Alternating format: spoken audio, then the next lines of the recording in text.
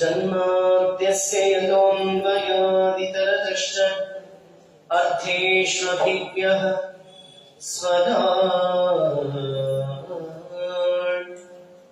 तेने ब्रह्महृदाय आदिकमये मुह्यन्ति यं सूरयः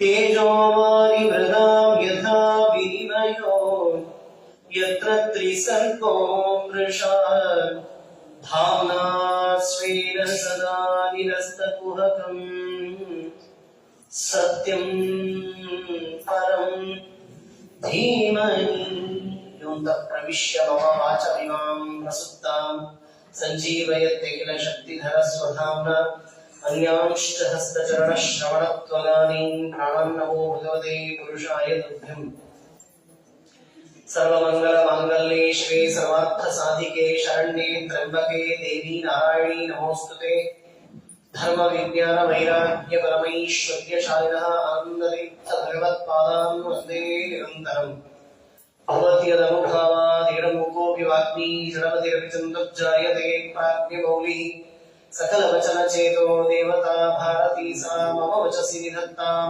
सन्निधिं मानसे च वक्रतुंड महाकाय सूर्यकोटि समप्रभ निर्विघ्नं कुरु मे देव सर्वकार्येषु सर्वदा नौमिन्याय सुधादिकृज्जयमुनीं श्रीपादराट सन्मणीं व्यासार्यां विविधागमाब्धिविहरान् श्रीवादिराजानपि वन्दे हंसवरान् रघूत्तमगुरून् वैदग्ध्यपारां विधीन् श्री सत्यव्रतराघवेन्द्रमुनिपां सद्बोधसत्यानपान् विद्यायां विबुधाचार्य विदध्याब्धिसुन्दरं दुर्मदभ्रान्तमार्ताण्डं सत्यध्यानमुनिं भजे सत्याभिज्ञकराब्जोत्थान् पञ्चाशत् वर्षपूजकान् सत्यप्रमोदतीर्थार्यान् नौमिन्याय सुधारतान् शास्त्रेषु पारधृष्वान् शास्त्रज्ञेषु च वत्सलं दीनभक्तोद्धारकरं सत्यात्मानं गुरुं भजे मन्मनोभीष्टवरदं सर्वाभीष्टफलप्रदं पुरन्दरगुरुं वन्दे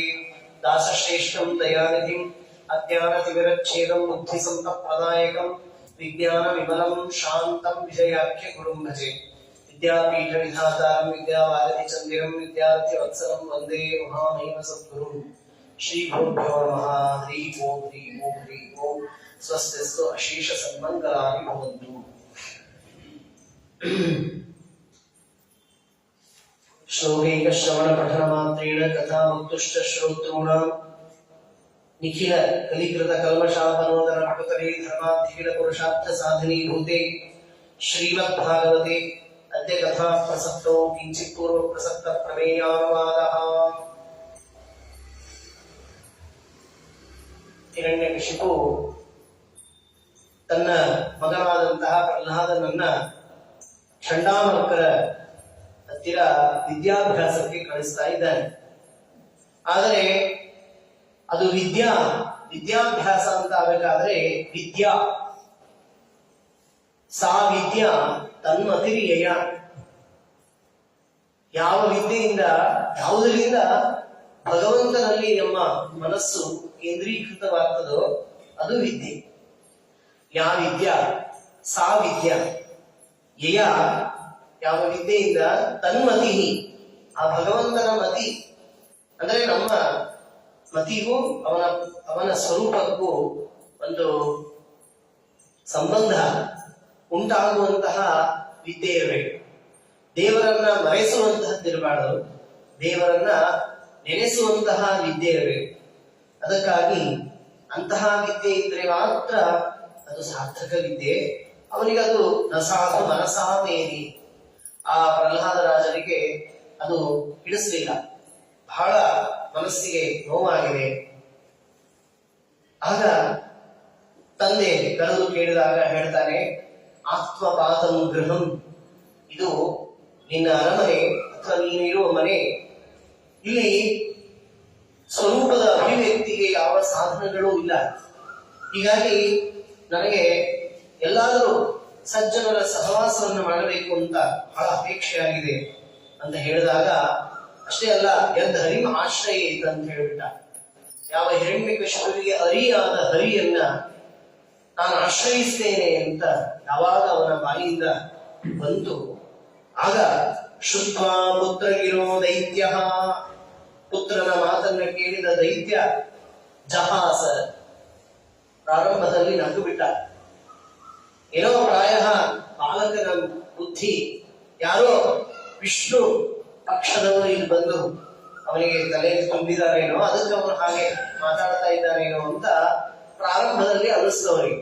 ಅದು ಸ್ವಾಭಾವಿಕ ಅನ್ನೋದು ಗೊತ್ತಿಲ್ಲ, ಅದೇನೋ ಕಲಿತು ಕಂಡು ಬಂದಂತಹದ್ದು ಅಂತ ತಿಳ್ಕೊಂಡು ಅವನೇನ್ ಮಾಡಿದ ಅಂದ್ರೆ, ತಕ್ಷಣದಲ್ಲಿ ಸಮ್ಯಕ್ ವಿಧಾರ್ಯತ, ಚೆನ್ನಾಗಿ ಪಾಠ ನಡೀತಾ ಇದೆ ಇದು, ಮುರುಗೇ ದ್ವಿಜಾತಿಭಿ, ಯಾರಾದ್ರೂ ಇಲ್ಲಿ ವಿಷ್ಣು ಪಕ್ಷದವ್ರು ಏನಾದ್ರು ಬಂದು ಅವನ್ ತಲೆ ಕೆಡಿಸ್ತಾ ಇದ್ದಾರೇನೋ ನೋಡ್ಕೊಡ್ರಿ, ಸರಿಯಾಗಿ ಅವನಿಗೆ ಪಾಠ ಹೇಳ್ಕೊಂಡು ಕರ್ಕೊಂಡು ಬನ್ನಿ ಅಂತ ಪ್ರಾರಂಭದಲ್ಲಿ ಹಾಕಿ ಕಳಿಸಿದ. ಅದು ಅವನಿಗೆ ಗೊತ್ತಿಲ್ಲ ಇದು ಸ್ವಾಭಾವಿಕವಾದದ್ದು ಅಂತ. ಅದಕ್ಕೆ ಪ್ರಹ್ಲಾದರಾಜರು ಆಗ ಕರ್ಕೊಂಡು ಬರ್ತಾರೆ ಆ ಗುರುಗಳು. ಆಗ ಕೇಳ್ತಾರೆ, ಅಲ್ಲಪ್ಪ ವತ್ಸ ಪ್ರಹ್ಲಾದ ಭದ್ರಂತೆ ಸತ್ಯಂ ಕಥೆಯ ಮಾಮೃಷ, ಸರಿಯಾಗಿ ಹೇಳು, ಸತ್ಯವಾಗಿ ಹೇಳು. ಅಲ್ಲ, ಈ ಯಾವ ಬಾಲಕರಿಗೂ, ನಾವು ಪಾಠ ಹೇಳುವಂತಹ ಯಾವ ಬಾಲಕರಿಗೂ ಹೀಗೆ ಬುದ್ಧಿ ವಿಪರ್ಯ ಆಗಿಲ್ಲ. ಅವ್ ನಾವೇನ್ ಹೇಳ್ಕೊಡ್ತೇವೋ ಅದನ್ನೇ ಹೇಳ್ತಾ ಇದ್ದಾರೆ. ನೀನು ಹರಿ ಹರಿ ಯಾಕೆ ಗಂಟಲು ಹರ್ಕೊಳ್ತಾ ಇದೀಯಾ ಅಂತ ಅವ್ರು ಕೇಳ್ತಾ ಇದ್ದಾರೆ ಚಂಡಾಮರುಕರು. ಯಾಕಂದ್ರೆ ಅವ್ರಿಗೆ ಭಯ, ಇನ್ನೊಮ್ಮೆ ಏನಾದ್ರೂ ಇವರ ಬಾಯಿಯಿಂದ ಈ ತರ ಪರಮಾತ್ಮನ ವಿಷಯಕವಾಗಿ ಏನಾದ್ರೂ ಬಂತು ಅಂದ್ರೆ ನೀವು ಶಿರಚ್ಛೇದ ಮಾಡಿಬಿಡ್ತೇನೆ ಅಂತ ಅವನ ಶಾಸನ. ಹೀಗಾಗಿ ಅವರಿಗೆ ನೀ ಯಾಕೆ ಹೀಗೆ ಬುದ್ಧಿ ವಿಪರ್ಯಯ ಮಾಡ್ಕೊಂಡಿದ್ಯಾ ಹೇಳ್ತಾರೆ ಅವರು, ಬುದ್ಧಿ ಭೇದ ಪರಕೃತ ಕುತಾಹೋ ಸ್ವತಃ, ಇದು ಯಾರಾದ್ರೂ ನಿಮ್ಗೆ ಹೇಳ್ಕೊಟ್ಟಿದ್ದಾರ ಮಗನೇ? ಯಾರಾದ್ರೂ ನಿಮಗೆ ಪರಮಾತ್ಮನ ಭಕ್ತಿ ವಿಚಾರವಾಗಿ ಯಾರಾದ್ರೂ ಪಾಠ ಹೇಳಿದ್ದಾರ? ಹೇಳು ನೋಡೋಣ, ಯಾರಾದ್ರೂ ಹೇಳಿದ್ದಾರ? ಅಥವಾ ನಿಮಗೆ ಸ್ವತಃ ಈ ರೀತಿಯಾಗಿ ನಿನ್ನ ಮನಸ್ಸಿಗೆ ಈ ತರ ಭಗವದ್ಭಕ್ತಿಯ ಚಿಂತನೆಗಳು ಬರ್ತಾವೇನೋ ಅಂತ ಕೇಳಿದಾಗ ಆಗ ಪ್ರಹ್ಲಾದರಾಜರಂತಾರೆ, ಯಥಾ ಭ್ರಾಮ್ಯತ್ಯಯೋ ಬ್ರಹ್ಮನ್ ಸ್ವಯಮಾಕರ್ಷ ಸನ್ನಿಧೌ ತಥಾ ಮೇ ಭಿದ್ಯತೆ ಚೇತಃ ಚಕ್ರಪಾಣೌ ಯದೃಚ್ಛಯ. ಯಾವ ರೀತಿಯಾಗಿ ಅಯಸ್ಕಾಂತದ ಹತ್ತಿರ ಕಬ್ಬಿಣದ ಲೋಹ ಚುಂಬಕ ಅದು ಹತ್ರ ಇಟ್ರೆ ತನ್ನಷ್ಟಕ್ಕೆ ತಾನೇ ಆ ಕಬ್ಬಿಣ ಆಕರ್ಷಿತವಾಗುವಂತೆ ಚಕ್ರಪಾಣವು ಯದೃಚ್ಛಯ, ಯಾದೃಚ್ಛಿಕವಾಗಿ ಯಾವುದೇ ಆಯಾಸ ಇಲ್ಲದೆ ಸಹಜವಾಗಿ ನನ್ನ ಮನಸ್ಸು ಆ ಭಗವಂತನ ವಿಷಯದಲ್ಲಿ ಆಕರ್ಷಿತವಾಗಿದೆ ಅಂತ ಪ್ರಹ್ಲಾದರಾಜರು ಹೇಳ್ತಾ ಇದ್ದಾರೆ. ಎಷ್ಟು ಚೆನ್ನಾಗಿದೆ ನೋಡಿ. ಯಥಾ ಭ್ರಾಮ್ಯತ್ಯಯ, ಅಯ ಅಂದ್ರೆ ಕಬ್ಬಿಣ. ಯಥಾ ಭ್ರಾಮ್ಯತ್ಯಯೋ ಬ್ರಹ್ಮನ್ ಸ್ವಯಮೇವಾಕರ್ಷ ಸನ್ನಿಧವು, ಆ ಅಯಸ್ಕಾಂತದ ಸನ್ನಿಧಾನಕ್ಕೆ ಬಂದಾಗ ತನ್ನಷ್ಟಕ್ಕೆ ತಾನೇ ಆ ಲೋಹ ಅದು ಅಂಟಿಕೊಂಡು ಬಿಡುತ್ತದೆ, ಅದನ್ನು ನೂಕಬೇಕಾಗಿಲ್ಲ. ಹಾಗೆ ಇದು ನನಗೆ ಯಾದೃಚ್ಛಿಕವಾಗಿ ಭಗವಂತನ ಸಂಕಲ್ಪ, ಅವನ ಅನುಗ್ರಹದಿಂದ ನನಗೆ ಅವನ ಭಕ್ತಿ ಉಂಟಾಗಿದೆ ಅಂತ ಪುರಂದರದಾಸ ಅಂತಾರೆ. ಅದಕ್ಕೆ ನವರತ್ನಗಳು ಕಂಡ ಠಾವಿನಲ್ಲುಂಟೆ ನವವಿಧ ಭಕುತಿಗಳು ಕಂಡವರಲ್ಲುಂಟೆ ದೇವಾ ನಿನ್ನ ಭಕುತಿ ಕಂಡರೆ ಬಾರದು ಕಲಿತರೆ ಬಾರದು ದೇವಾ ಪುರಂದರ ವಿಠಲ ನಿನ್ನ ದಯವಾಗದ ತನಕ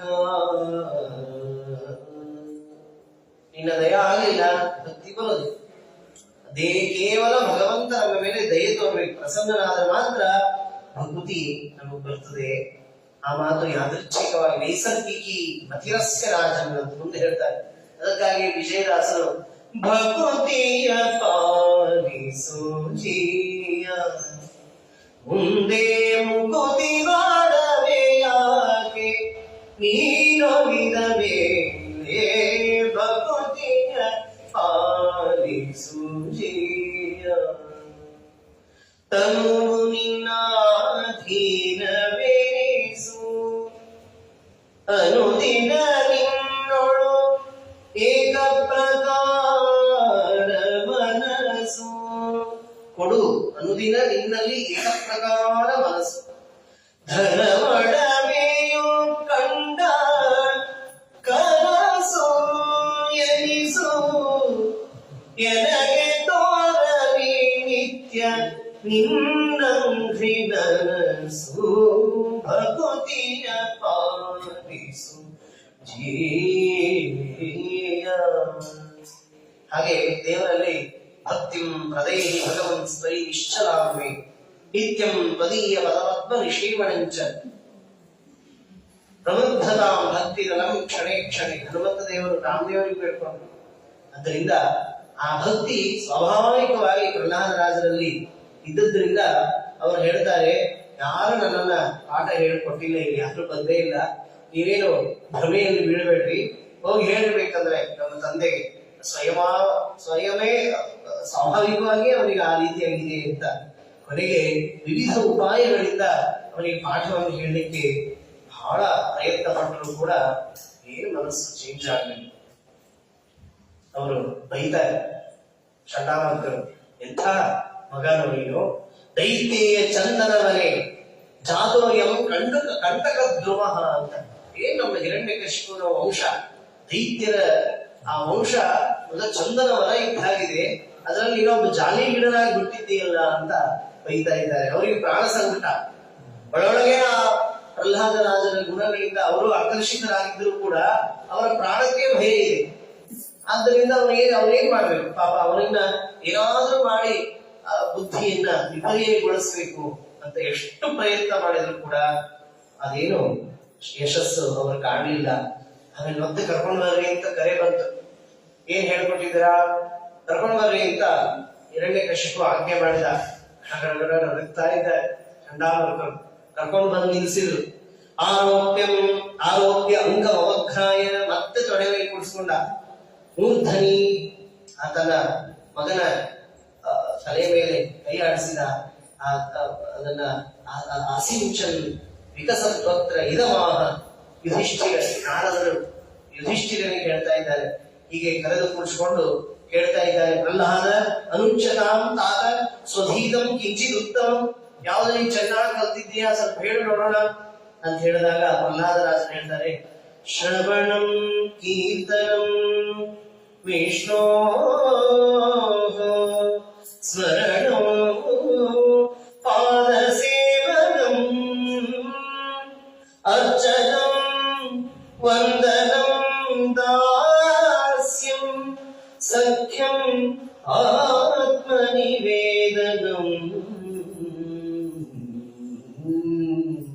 ಶ್ರವಣಂ ಕೀರ್ತನಂ ವಿಷ್ಣೋ ಅಂತ ತಕ್ಷಣ ಹಿಡಿಗಣ್ಣಿನಿಂದಲೇ ನೋಡಿದ ಸ್ಮರಣಂ ಪಾದಸೇವನಂ ಅಂತಾರೆ ಮತ್ತೆ ಅರ್ಚನಂ ವಂದನಂ ದಾಸ್ಯಂ ಸಖ್ಯಂ ಆತ್ಮನಿವೇದನಂ ಇತಿ ಕಂಸ ಅರ್ಪಿತ ಭಕ್ತಿ ವಿಷ್ಣು ಚೇ ನವಲಕ್ಷಣ ಇದು ನವವಿಧವಾದ ಭಕ್ತಿ ಅಲ್ಲ ಇದು ಭಕ್ತಿ ಒಂದೇ, ಆದ್ರೆ ಅದರ ಲಕ್ಷಣಗಳು ಈ 9 ಪ್ರಕಾರ.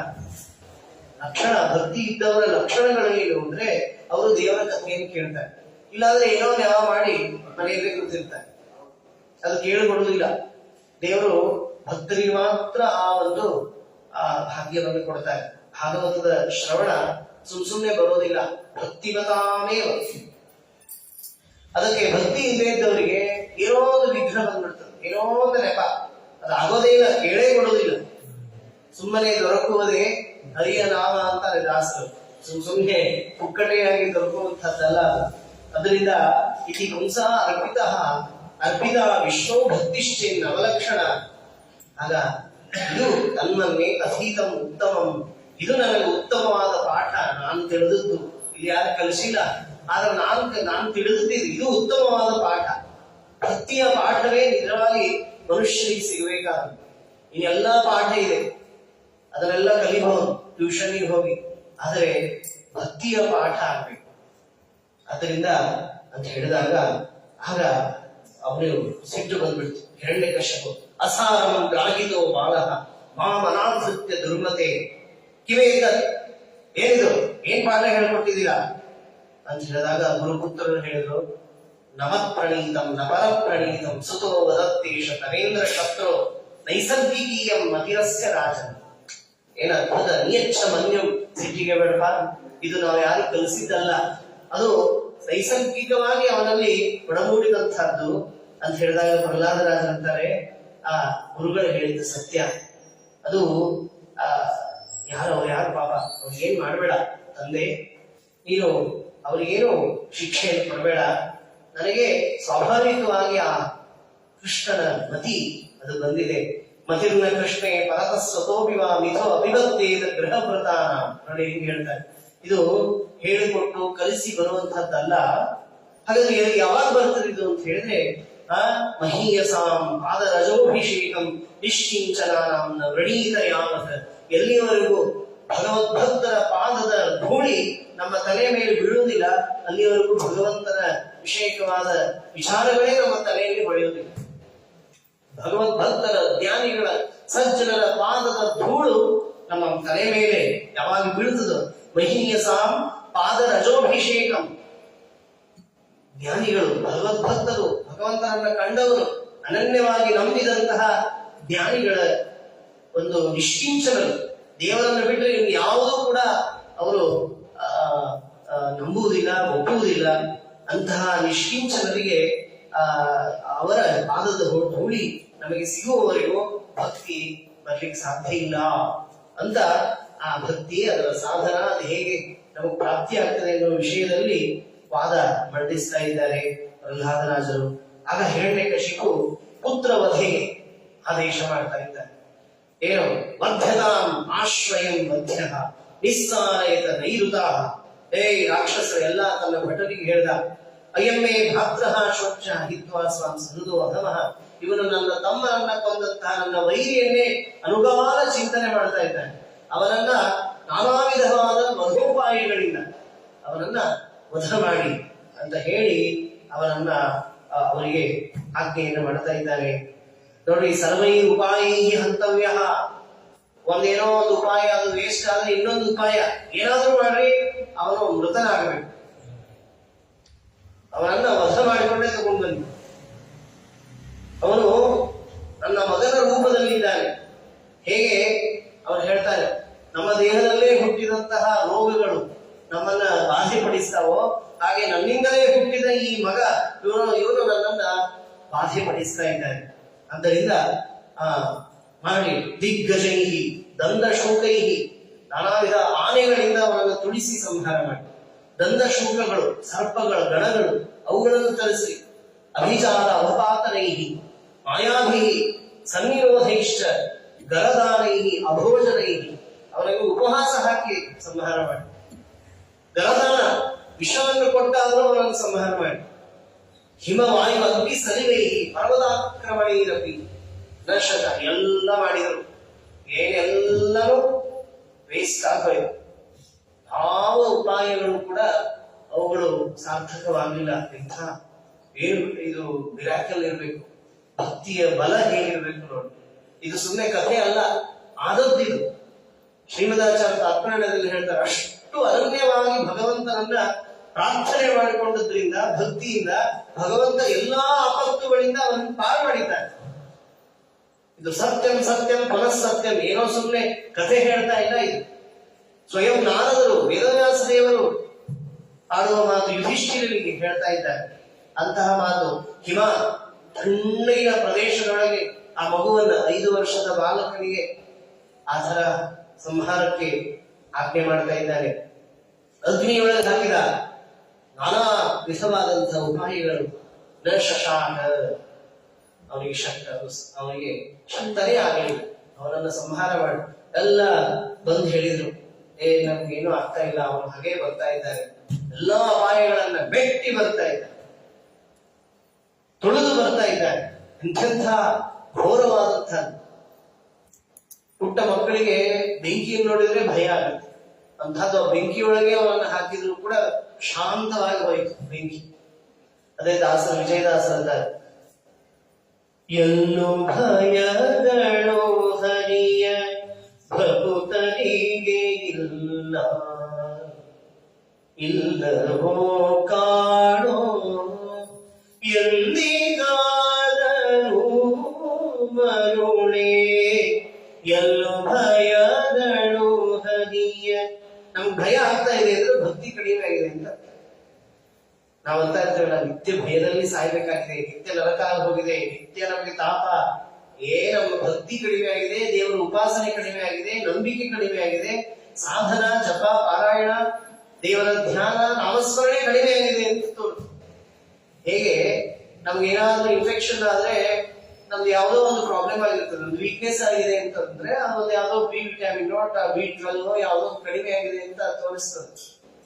ಆಗಲೇ ರೋಗಗಳು ಬರೋದು. ಮೊದ್ಲು ಯಾಕೆ ಬ್ಲಡ್ ಟೆಸ್ಟ್ ಮಾಡಿಸ್ತಾರೆ, ಅದ್ರೊಳಗೆ ಗೊತ್ತಾಗ್ಬಿಡುತ್ತೆ ಯಾವುದೇ ಇದು ಕಡಿಮೆ ಆಗಿದೆ, ಅದಕ್ಕೆ ಇಂಥ ಪ್ರಾಬ್ಲಮ್ ಸ್ಟಾರ್ಟ್ ಆಗಿದೆ. ಬ್ಯಾಕ್ ಪೇನ್ ಯಾಕಾಗಿದೆ, ಇಂಥದ್ದು ಇದು ಕ್ಯಾಲ್ಸಿಯಂ ಪ್ರಾಬ್ಲಮ್ ಇದೆ. ಹಾಗೆ ಭಕ್ತಿಯ ಕೊರತೆಯಿಂದ, ವಿಟಾಮಿನ್ ಕೊರತೆಯಿಂದ ಎಲ್ಲ ರೋಗಗಳು ಬರುವ ಹಾಗೆ ಭಕ್ತಿ ಎಂಬಂತಹ ವಿಟಾಮಿನ್ ಕೊರತೆಯಿಂದ ಎಲ್ಲಾ ತರಹದ ತಾಪತ್ರಯಗಳು ಬರ್ಲಿಕ್ಕೆ ಪ್ರಾರಂಭ ಆಗ್ತವೆ. ಎಲ್ಲಾ ರೋಗಗಳು, ಮಾನಸಿಕ ಚಿಂತೆ, ನಾವೇನು ನಿತ್ಯ ಅನುಭವಿಸ್ತೇವೆ, ಅವಮಾನ ಅಸಮಾಧಾನಗಳು, ಇವೇನು ಬೇರೆ ಅಲ್ಲ. ಅವು ನಮ್ಮನ್ನ ಎಚ್ಚರಿಸ್ತಾರೆ. ನೀವು ಭಕ್ತಿಯನ್ನು ಕಡಿಮೆ ಮಾಡಿದ್ದೀರಿ, ಗುರುಭಕ್ತಿ ಕಡಿಮೆ ಆಗಿದೆ, ಸಾಧನ ಕಡಿಮೆ ಆಗಿದೆ. ನಾವೇ ಅನ್ಕೋತೀವಿ ಅಂದ್ರೆ ನಾವು ಇಷ್ಟೆಲ್ಲ ಮಾಡಿದ್ರು ದೇವರು ಪ್ರಾಬ್ಲಮ್ ಮಾಡ್ತಾ ಇದ್ದಾರೆ ಅಂತ. ಏನೆಲ್ಲ ಇಲ್ಲ, ಸರಿಯಾಗಿ ಇಷ್ಟೆಲ್ಲ ತಿಂದ್ರು ನಮಗೆ ಪ್ರಾಬ್ಲಮ್ ಇದೆ ಅಂತಂದ್ರೆ ಸರಿಯಾಗಿ ಏನ್ ತಿನ್ಬೇಕು ತಿಂತಾ ಇಲ್ಲ ಅಂತ ಅರ್ಥ. ಏನೋ ಎಲ್ಲ ಹೊಟ್ಟೆ ತುಂಬಾ ತಿಂತೀವ್ರಿ, ಮತ್ತೆ ಹಿಮೋಗ್ಲೋಬಿನ್ ಜಾಸ್ತಿ ಆಯ್ತು ಅಂತಂದ್ರೆ ಏನ್ ತಿಂದ್ರೆ ಹಿಮೋಗ್ಲೋಬಿನ್ ಹೆಚ್ಚಾಗಬೇಕು ಅದನ್ನೇ ತಿನ್ಬೇಕು. ಕ್ಯಾಲ್ಸಿಯಂ ಕಂಡದ್ದೆಲ್ಲ ತಿಂದು ಕ್ಯಾಲ್ಸಿಯಂ ಅದು ಸರಿಯಾಗಿ ಬಂದಿಲ್ಲ ಅಂದ್ರೆ ಹಾಗೆ ನಮ್ಗೆ ಇಷ್ಟೆಲ್ಲ ಮಾಡ್ತೀವ್ರಿ ಆಚಾರ್ಯ ಅಂತ ಹೇಳಿ ನಾವು ಇನ್ನೊಬ್ರಿಗೆ ಹೇಳ್ತೇವೆ. ಮನುಷ್ಯರಿಗೆ, ನಾನಾ ವಿಧವಾದಂತಹ ಬಂಧುಗಳಿಗೆ ಹಾಗಾಗಿದೆ, ಹೀಗಾಗಿದೆ, ನಮ್ಮ ಮನೆಯಲ್ಲಿ ತೊಂದರೆ ಆಗಿದೆ, ಅದಾಗಿದೆ, ಜಗಳ, ನಾನಾ ವಿಧವಾದ ತೊಂದರೆಗಳು.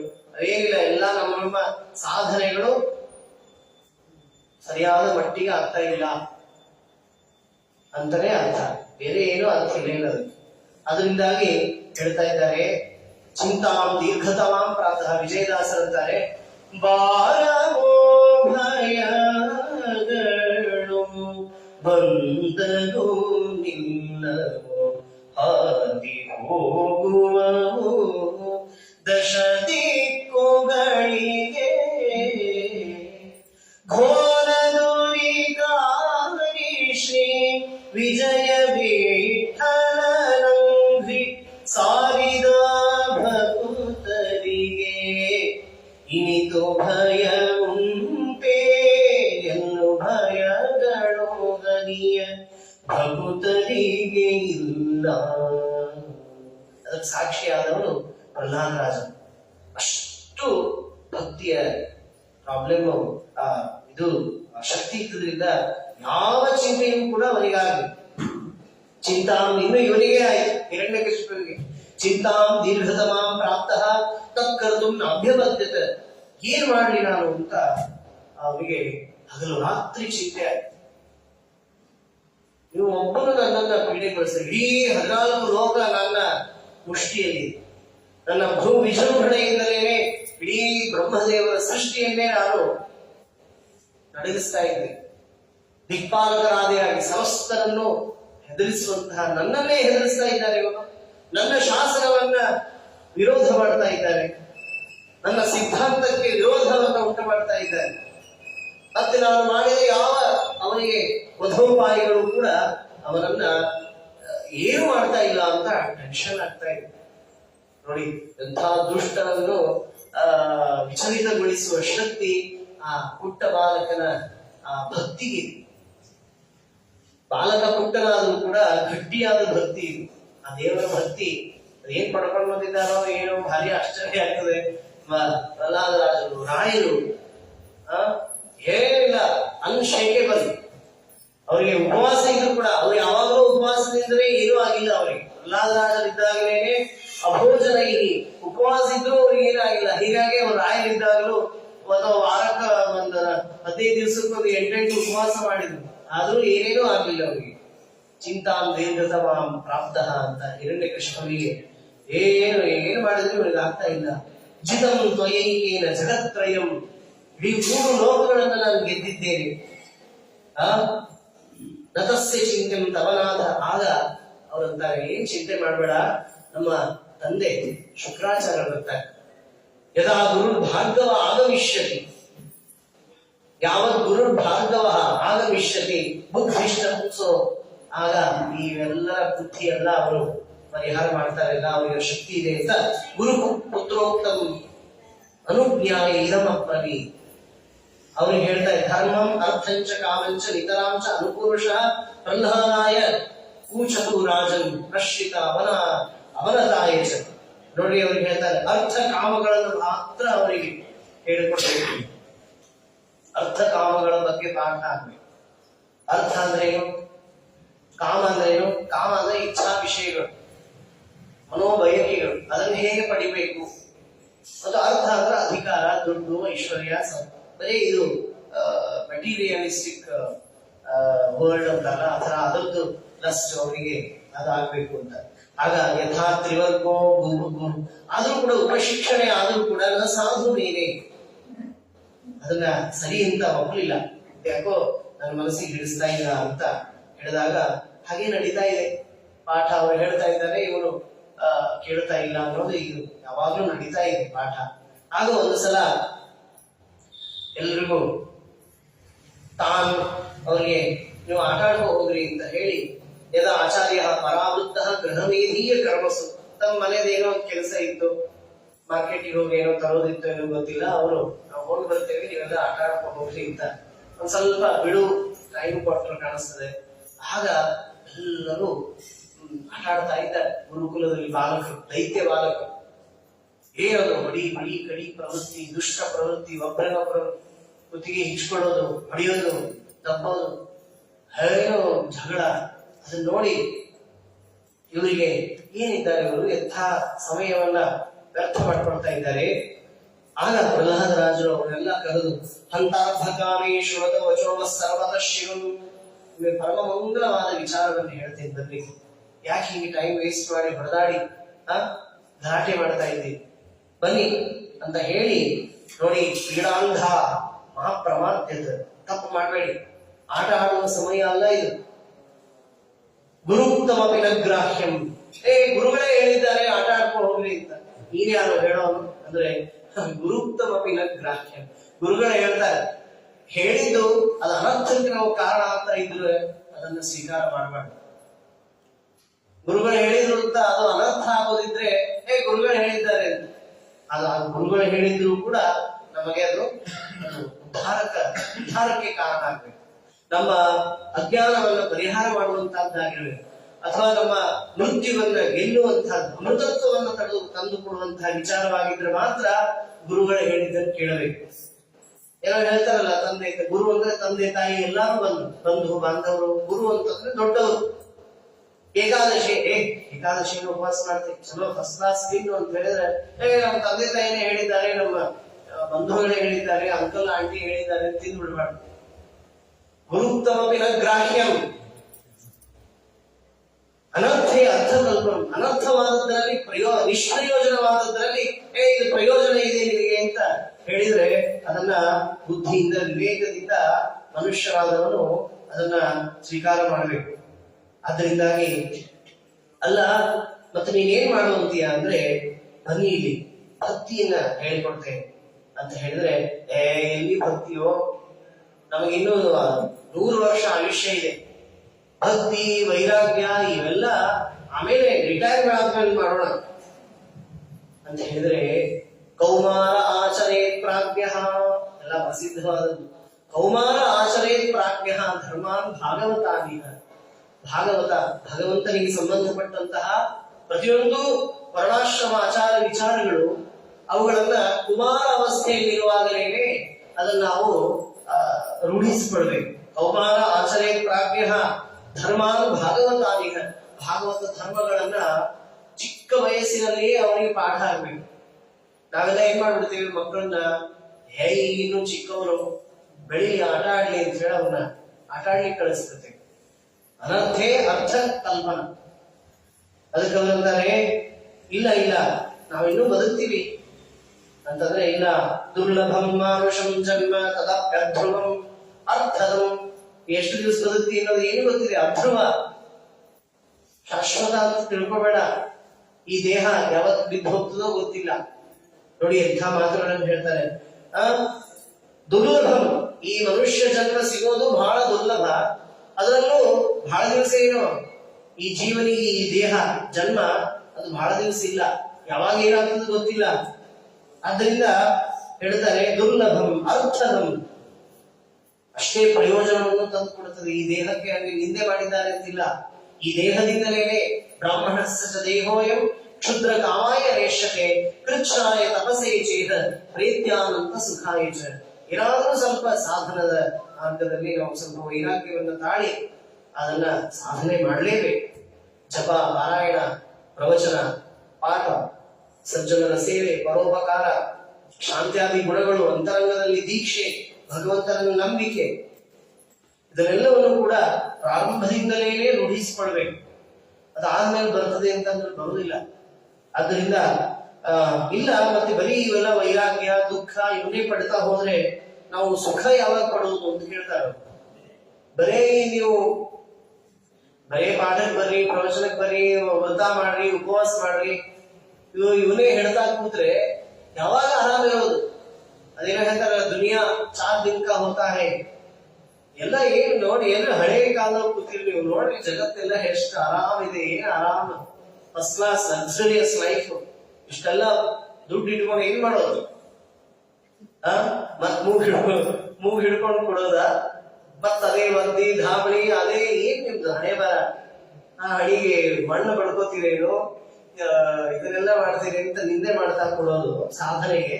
ಅದಕ್ಕಾಗಿ ಹೇಳ್ತಾರೆ ಸುಖಕ್ಕಾಗಿ ಪ್ರಯತ್ನವೇ ಇಲ್ಲವೇ ನಿಮ್ಗೆ ಅಂತ ಕೇಳಿದ್ರೆ ಸುಖಂ ಐಂದ್ರಿಯಕಂ ದೈತ್ಯ ದೇಹಯೋಗೇನ ದೇಹಿನ. ಈ ದೇಹ ಬಂದಾಗ ಅದ್ರ ಜೊತೆಗೆ ಸುಖನೂ ಬರ್ತದೆ, ದುಃಖನೂ ಬರ್ತದೆ. ದುಃಖಕ್ಕಾಗಿ ಪ್ರಯತ್ನ ಪಡ್ತೀರಾ? ಯಾರಾದ್ರೂ ನಮ್ಗೆ ದುಃಖ ಆಗ್ಲಿ ಅಂತ ಯಾರಾದ್ರೂ ಏನಾದ್ರು ಜಪ ಪಾರಾಯಣ ಮಾಡಿದ್ದೀರಾ? ದೇವರಿಗೆ ಏನಾದ್ರು ಹೇಳ್ಕೊಂಡಿದ್ದೀರಾ ನಮ್ಗೆ ದುಃಖವೇ ಬರ್ಲಿ ಅಂತ? ಆದ್ರೂ ದುಃಖ ಬರ್ತದೋ ಇಲ್ಲೋ, ಬೇಡ ಅಂದ್ರೂ ಬರ್ತದೋ ಇಲ್ಲೋ. ಹಾಗೆ ಸುಖನೂ ಕೂಡ ದೇಹಯೋಗೇನ ದೇಹಿನ. ಈ ದೇಹದ ಸಂಬಂಧ ಎಲ್ಲಿವರೆಗೂ ಇರ್ತದೋ ಇಲ್ಲಿವರೆಗೂ ಬೇಡ ಅಂದ್ರೂ ಸುಖ ಇರ್ತದೆ. ನಮ್ಗೆ ಬೇಡ ಅಂದ್ರೂ ದುಃಖ ಬರ್ತದೆ, ಬೇಡ ಅಂದ್ರೂ ಸುಖ ಬರ್ತದೆ. ಅದಕ್ಕೆ ಪ್ರಯತ್ನ ಮಾಡಿ ಪ್ರಯೋಜನ ಇಲ್ಲ ಅಂತ ನೋಡಿ. ಇದೆಲ್ಲ ನಮ್ಗೆ ಹೇಳಲಿಕ್ಕೆ ಅಧಿಕಾರ ಇಲ್ಲ ನಿಜವಾಗಿ ಇಂತಹ ಮಾತುಗಳು. ನಾವು ಎಲ್ಲರೂ ಸುಖಕ್ಕಾಗಿ, ಆ ಮರುಮರೀಚಿಕೆಯಂತೆ ಇರುವಂತಹ ಸುಖಕ್ಕಾಗಿ ನಾವು ಪ್ರಯತ್ನ ಪಡ್ತಾ ಇದ್ದೇವೆ. ಅದಕ್ಕೆ ಪ್ರಹ್ಲಾದರಾಜರ ನಿಷ್ಠುರ ನೈಷ್ಠಿಕ ಧರ್ಮವಂತಿಕೆ ಎಂಥದ್ದಿದೆ ನೋಡಿ. ಅವರಂತಾರೆ ತಥೋ ಯಥೇತ ಕುಶಲಃ ಕ್ಷೇಮಾಯ. ಹಾಗಾದ್ರೆ ಏನ್ ಮಾಡ್ಬೇಕು? ಹಾಗಾದ್ರೆ ನಾವು ಸುಖಕ್ಕಾಗಿಯೂ ದುಃಖಕ್ಕಾಗಿಯೂ ಪ್ರಯತ್ನ ಮಾಡದೇನೆ ಅವು ಬಂದ್ಬಿಡ್ತವೆ. ಮತ್ತೆ ಯಾವ್ದಕ್ ಪ್ರಯತ್ನ ಮಾಡಬೇಕು ಅಂದ್ರೆ ಕ್ಷೇಮಾಯ ಯಥೇತ. ಕ್ಷೇಮ ಅಂದ್ರೆ ಏನು? ಯಾವುದರಿಂದ ನಮಗೆ ಕ್ಷೇಮ ಆಗ್ತದೋ ಅದು. ಕ್ಷೇಮ ಅಂದ್ರೆ ಏನು? ಪ್ರಾಪ್ತಸ್ಯ ಪರಿರಕ್ಷಣ ಕ್ಷೇಮ. ಹಂಗೆ ದೇವರು ಕೊಟ್ಟಿದ್ದಾರೆ, ಇದು ನಮ್ಮ ಹತ್ತಿರ ಇರಬೇಕು. ಜ್ಞಾನ ಅದು ಬೆಳಿಬೇಕು, ಅದು ಇರಬೇಕು, ಅದು ಬೆಳಿಬೇಕು, ಅದು ಕ್ಷೇಮ. ಆ ನಿಟ್ಟಿನಲ್ಲಿ ಭಕ್ತಿ ಅದು ಬೆಳಿಬೇಕು, ವೈರಾಗ್ಯ ಅದು ಬೆಳಿಬೇಕು, ಸಜ್ಜನಿಕೆ ಅದು ಬೆಳಿಬೇಕು. ಭಗವದ್ಭಕ್ತಿ ಕ್ಷಣ ಕ್ಷಣದಲ್ಲಿ ಅಭಿವೃದ್ಧಿ ಆಗ್ಬೇಕು, ಅದಕ್ಕೆ ಪ್ರಯತ್ನ ಪಡಬೇಕು. ಇವಾಗ ನೋಡ್ರಿ, ನಾನು ಯಾವಾಗ ನಮ್ಮ 8 ವರ್ಷಕ್ಕೆ ಉಪನಯನ ಆಯ್ತು, ಅವಾಗಿಂದ 10 ಗಾಯತ್ರಿ ಜಪ ಮಾಡ್ತಾ ಇದ್ದೇವೆ. ನೀವು 80 ವರ್ಷ, 80 ವರ್ಷಕ್ಕೂ 10 ಗಾಯತ್ರಿ ಜಪ ಮಾಡ್ತಾ ಇದ್ದೇವೆ ಅಂತ. ಸ್ಯಾಲರಿ ಹೆಚ್ಚಾಕೋತ್ ಹೋಯ್ತು, ಇದು ಹೋಯ್ತು. 10 ಇದ್ದದ್ದು ಅದು ಹೋಗ್ಬಿಟ್ಟಿರ್ತದೆ ಕೆಲವು. ಅದು ಹೆಚ್ಚಾಗ್ಬೇಕು. ಸ್ಯಾಲರಿ ಹೆಂಗ್ ಹೆಚ್ಚಾಕೋತ್ ಹೋಗ್ತದೆ ನಿಮ್ ಪ್ರಯತ್ನ, ಹಾಗೆ ಇದು ಹೆಚ್ಚಾಗ್ಬೇಕು. 10 ಇದ್ದದ್ದು 100, 100 ಇದ್ದದ್ದು 1000 ತನಕ ಬರ್ಬೇಕು. ಅದು ನಿತ್ಯದಲ್ಲಿ ಇರಬೇಕು. ಆದ್ರಿಂದ ಹೇಳ್ತಾರೆ, ತಥೋ ಯಥೇತ ಕುಶಲಃ ಕ್ಷೇಮಾಯ ಚ ತಮಾಶ್ರಿತಃ ಶರೀರಂ ಪೌರುಷಂ ಯಾವನ್ನ ವಿಪತ್ತೇತ ಪುಷ್ಕರಂ. ಇದು ಬಿದ್ದು ಮರಣ ಆಗೋದ್ರೊಳಗೆ ಕ್ಷೇಮಕ್ಕಾಗಿ ಯತ್ನ ಮಾಡಿಬಿಡಿ. ಎಲ್ಲ ಹೇಳೋದು ಉಂಟಲ್ಲ, ಆದಷ್ಟು ಬೇಗ ಧನ ಗಳಿಸ್ಬಿಡ್ಬೇಕು ಅಂತ. ಹಣ ಗಳಿಸ್ಬಿಡ್ರಿ, ಆಗೋದಿಲ್ಲ ಮುಂದೆ. ಹಾಗೆ ಧನ, ಪುಣ್ಯ ಧನವನ್ನ ಗಳಿಸಿಬಿಡಿ. ಪರಮಾತ್ಮನ ಪ್ರೀತಿಯನ್ನು ಗಳಿಸುವುದಕ್ಕೆ ಪ್ರಯತ್ನ ಮಾಡಿ.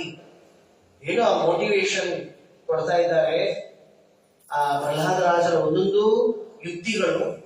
ಮುಂದೆ ಹೇಳ್ತಾರೆ, ಇಲ್ಲ ನಾವು 100 ವರ್ಷ ಇದೆ ಬಿಡಪ್ಪ, ನೀನ್ ಸುಮ್ಮನೆ ಹೇಳ್ತೀಯ, 100 ವರ್ಷ ಆಯುಷ್ಯ ಇದೆ ಅಂದ್ರೆ 100 ವರ್ಷ ಬದುಕ್ತೀವಿ ನಾವು ಅಂತ ಅಂದವರು ಕೂಡ ಸಮಯ ಇಲ್ಲ, ಎಲ್ಲೆಲ್ಲಿ ಹಾಳಾಗಿ ಹೋಗ್ತದೆ ಸಮಯ ಅಂತ. ಅದು ಬಹಳ ಚೆನ್ನಾಗಿ ಅವರು ಅನಾಲಿಸಿಸ್ ಮಾಡ್ತಾರೆ ಪ್ರಹ್ಲಾದರಾಜ. ಏನು ಅಂದ್ರೆ, ಪುಂಸೋ ವರ್ಷ ಶತಂ ಜ್ಞಾಯು, 100 ವರ್ಷ ಆಯುಷ್ಯ ನೀನ್ ಬದುಕ್ತೀಯ ಅಂದ್ರೂ ಕೂಡ ಬದುಕೋದಿಲ್ಲ, ಅದು ನಿಶ್ಚಿತ. 100 ವರ್ಷ ಯಾರು ಹಾಳ ಬದುಕುವುದಿಲ್ಲ, ಯಾವಾಗ ಹೋಗ್ತದೋ ಗೊತ್ತಿಲ್ಲ, ಇದೊಂದು ನಿಶ್ಚಿತ. ಆದ್ರೆ 100 ವರ್ಷ ಬದುಕ್ತೀವಿ ಅಂತ ಇಟ್ಕೊಳ್ಳೋಣ. ಅದರಲ್ಲಿಯೂ ಕೂಡ ಏನಾಗ್ತದೆ, 50 ವರ್ಷ ರಾತ್ರ್ಯಾಂ ಶಯತೆ ಅಂಧಂ ಪ್ರಾಪಿತಸ್ತಮಃ.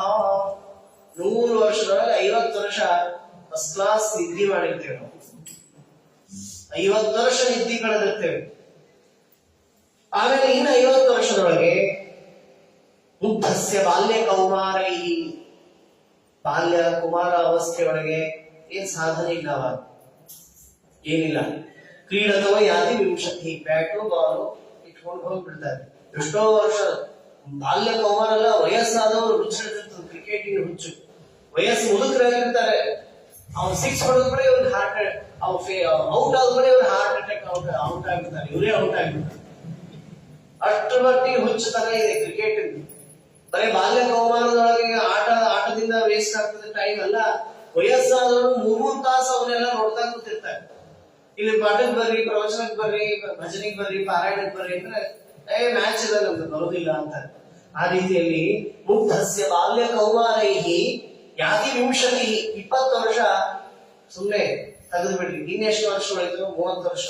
ಅದರೊಳಗೆ ಕೂಡ ಜರಯ ಗ್ರಸ್ತ ದೇಹಸ್ಯ ಯಾತಕಲ್ಯಸ್ಯ ವಿಂಶತಿ, 20 ವರ್ಷ ಒಟ್ಟಾರೆ ನಮ್ಮ ಜೀವನದೊಳಗೆ ಒಂದಿಷ್ಟು ಜ್ವರ, ಒಂದಿಷ್ಟು ದೇಹಾಲಸ್ಯ ಎಲ್ಲ ಹುಡುಕಿ ಹಿಡಿದು ಮಾಡಿದ್ರೆ ಎಷ್ಟಾಗುತ್ತೆ? 20 ವರ್ಷ ಬರೀ ಜ್ವರ, ನೋವು, ಕೈ ನೋವು, ಮೈ ನೋವು, ಆಕ್ಸಿಡೆಂಟ್ ಆಯ್ತು, ಫ್ರಾಕ್ಚರ್ ಆಯ್ತು. 1 ತಿಂಗಳಾಯ್ತು ನೋಡ್ರಿ, ದೇವ್ರ ಪೂಜೆನೇ ಇಲ್ಲ ಅಂತ.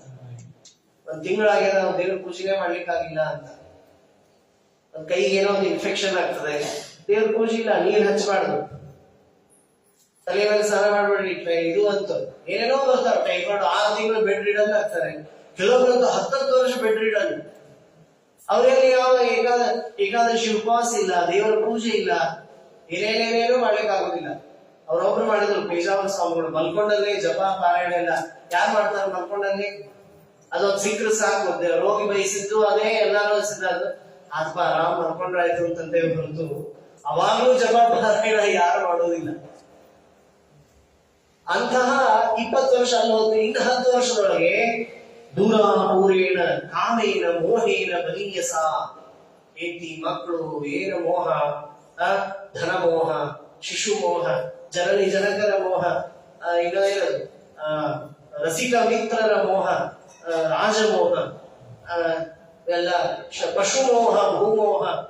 ನಾಯಿ ಸಾಕಿರ್ತಾರೆ, ಇದು ಮಾಡಿರ್ತಾರೆ, ಅದಕ್ಕೆ ಎಷ್ಟು ಟೈಮ್ ಹಾಕ್ತಾರೆ, ಅದಕ್ಕೆಲ್ಲ ವಾಕಿಂಗ್ ಕರ್ಕೊಂಡು ಬರೋದೇನು ಹೋಗೋದೇನು, ಅದರೊಳಗೆ 10 ವರ್ಷ ಹೋಗಿಬಿಡುತ್ತೆ. ಮಕ್ಕಳು ಅವಕ್ಕೆಲ್ಲ ಸ್ಕೂಲಿಗೆ ಕಳಿಸು, ಕರ್ಕೊಂಬ ಹೋಗ, ಇದ್ರೊಳಗೇನೆ ಹೋಗ್ಬಿಡ್ತು. ದೇವರು ಧರ್ಮ ಏನು ಉಳಿದು ಅಂತ ಪ್ರಹ್ಲಾದರಾಜರು ಅನಾಲಿಸಿಸ್ ಮಾಡಿ ಹೇಳ್ತಾ ಇದ್ದಾರೆ. ದೂರಾಪೂರೇಣ ಮೋಹೇನ ಕಾಮೇನ ಬಲೀಯಸ, ಜನಯ ಗ್ರಸ್ತ ದೇಹಸ್ಯ ಯಾತ್ಯಕನ್ಯಸ್ಯ ವಿಂಶತಿ. ಕೈ ನಡುತ್ತವೆ, ಮಂಗಳಾರತಿ ಮಾಡ್ಲಿಕ್ಕೆ ಬರೋದಿಲ್ಲ, ಜಪ ಮಾಡ್ಲಿಕ್ಕೆ ಬರೋದಿಲ್ಲ. ನೋಡಿ ಕೆಲವು ಕೈ ನಡಿ ಯಾವ್ದಲ್ಲ ನಮ್ಗೆ ಬರ್ತಾವಂತ ಏನು ಹೇಳಿಕ್ ಬರೋದಿಲ್ಲ, ಯಾವಾಗ ಏನಾಗ್ತದೆ ಹೇಳಿಕ್ ಬರೋದಿಲ್ಲ. ಆದ್ರಿಂದ ತಥೋ ಯಥೇತ ಕುಶಲಃ, ಸ್ವಲ್ಪ ಬುದ್ಧಿ ವಿವೇಕದಿಂದ ನಮ್ಮ ಆಚಾರ್ಯ ಹೇಳೋದು. ಈ ಸಂದರ್ಭದಲ್ಲಿ ನಮ್ಮ ಆಚಾರ್ಯ ಇವತ್ತಿಗೂ ಕೂಡ ಪೂಜ್ಯ ಮಾಮೂಲಿ ಆಚಾರ್ಯ ಒಂದು 10 ನಿಮಿಷ ಎಲ್ಲಾದ್ರೂ ವೇಸ್ಟ್ ಆದ್ರೆ ಬಹಳ ತಾಪ ಆಗುತ್ತೆ. 10 ನಿಮಿಷ ವೇಸ್ಟ್ ಆಯ್ತು, ಪಾಠಕ್ಕೆ ಕರೆದಿರ್ತಾರೆ, ಆ ಟೈಮಿಗೆ ಬರಬೇಕು, ಪಾಠ ಹಾಕ್ಬೇಕು. 10 ನಿಮಿಷ 15 ನಿಮಿಷ ಲೇಟ್ ಆಗಿ ಬಂದ್ರೆ ಅವ್ರಿಗೆ ಸಂತಾಪ ಆಗ್ತದೆ. ಬೇರೆ ಯಾವುದಕ್ಕೂ ತಾಪ ಇಲ್ಲ ಅವರಿಗೆ, ಸಮಯ ಹಾಳಾಗ್ಬಾರ್ದು. ಅವರಿಗೆ ಯಾರ ಆದರ್ಶ ಆದ್ರೆ ಯಾದವಾರರು ಶ್ರೀನಿವಾಸ ತೀರ್ಥರಿಗೆ ಹೇಳಿದ ಮಾತು ಹಗಲೆಲ್ಲ ಹೇಳ್ತಿದ್ರು. ಶ್ರೀನಿವಾಸ ತೀರ್ಥರಿಗೆ ಯಾದವಾರರು ಒಂದು ಕೆಲಸ ಹೇಳಿದ್ರು, ತುಳಸಿಯನ್ನು ಬಿಡಿಸಿ ಪೂಜೆಗೆ ತಂದು ಕೊಡ್ಬೇಕು. ಯಾದವಾರರು ಪೂಜೆ ಮಾಡ್ತಾ ಇದ್ರೆ ಶ್ರೀನಿವಾಸ ತೀರ್ಥರು ತುಳಸಿ ತಂದು ಕೊಡ್ಬೇಕು. ಅವತ್ತು ಒಂದು ದಿವಸ 15 ನಿಮಿಷ ಬರಲೇ ಇಲ್ಲ, 10-15 ನಿಮಿಷ ಲೇಟ್ ಆಯ್ತು. ಯಾಕಂದ್ರೆ ಅಲ್ಲಿ ಯಾರ್ದೋ ಜೊತೆಗೆ ಮಾತಾಡ್ತಾ ಕೂತಿದ್ರಂತ. ಅಂದ್ರಂತ ಅವ್ರು ಬಂದು 15 ನಿಮಿಷ ವೇಸ್ಟ್ ಮಾಡ್ಕೊಂಡಿಲ್ಲ, ಯಾರ ಜೊತೆ ಹರಟೆ ಹೊಡೋದು. ವಿಷ್ಣು ಸಹಸ್ರನಾಮ ಮುಗಿದು ಹೋಯ್ತು. ಟನ್ಗಟ್ಲೆ ಪುಣ್ಯ ಬರೋದು ವೇಸ್ಟ್ ಮಾಡ್ಕೊಂಡು, ಟನ್ಗಟ್ಲೆ ಪುಣ್ಯ ಬರ್ತಿತ್ತು. ವಿಷ್ಣು ಸಹಸ್ರನಾಮ ಅಂದಿದ್ರೆ 10 ನಿಮಿಷ ಹರಟೆ ಹೊಡೆದು ನಾಶ ಮಾಡ್ಕೊಂಡಿ ಅಂತ ಬೈದದ್ದು. ಅಂದ್ರೆ ಆ ಸೆನ್ಸ್ ನಮ್ಗೆ ಇನ್ನೂ ಅರ್ಥನೇ ಆಗೋದಿಲ್ಲ. 10 ನಿಮಿಷ ಅಂದ್ರೆ ಏನು ಅನ್ನೋದು ಆ ಸಾಧಕರಿಗೆ ಆ ತುಡಿತ ಇರ್ತದೆ.